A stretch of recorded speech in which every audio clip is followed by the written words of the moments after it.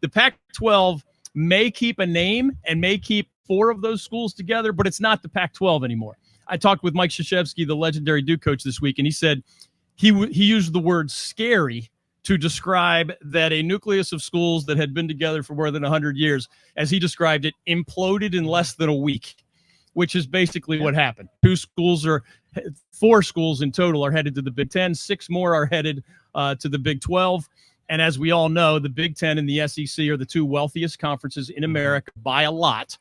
And it's the Big 12 and the ACC kind of on tier 2 right now.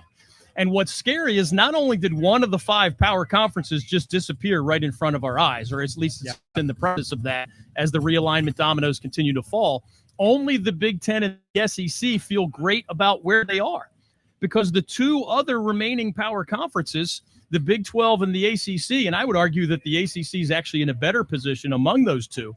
Even the ACC has Florida State screaming publicly that they want out over financial issues, and Clemson speaking more privately saying that they may want out. And guess what?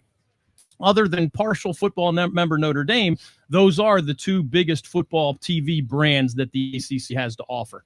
So if you're that far behind financially in the ACC, and your 2 most prominent full-time football members are making noise about wanting to find greener pasture somewhere else, it is the scariest time in the 70-plus year history of the Atlantic Coast Conference. Now, I've been telling people for about 3 years, when I read the headlines, the ACC is dead or the ACC is king, I corrected them about 10 times in a row.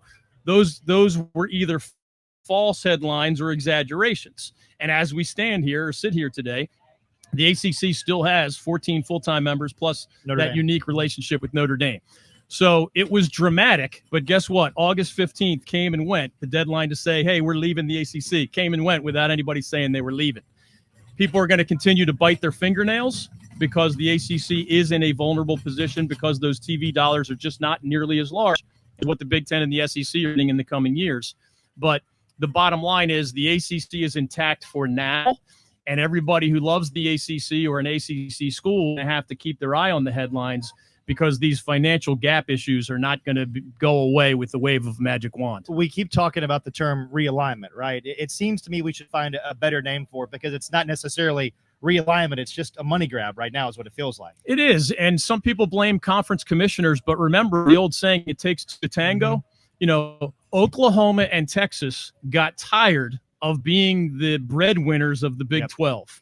It wasn't the SEC begging Oklahoma and Texas to come. It was Oklahoma and Texas, which had a good financial situation, but wanted an even better one. Again, pursuit of the almighty dollar. We're in a capitalistic country, so we all agree to a degree. You don't have to apologize for trying to improve yourself financially or otherwise.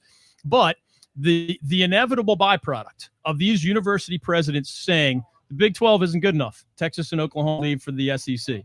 UCLA and Southern Cal, Pac-12 isn't good enough anymore. We're headed to the Big Ten. Oregon and Washington, Pac-12 isn't good enough anymore. We're headed to the Big Ten. The main reason Florida State and Clemson have not already done what a lot of other schools have already done, jumping to either the Big Ten or the SEC, the main reason is there's a $120 million exit fee, but more importantly, there's something called the grant of rights, which is hard to explain succinctly, but I would argue leaves $400 million worth of your TV rights and multimedia rights in your old conference. And as weird as this sounds, if Florida State or Clemson left, unless they find a legal loophole, they could play as a member of another league or as an independent. The money for those TV games still goes to the ACC, even if they're no longer members of the ACC. You do that all the way through 2036, you're foregoing $400 million or something in that range. So it's a chaotic picture, but the ACC has not broken the way the Pac-12 broke, at least not yet.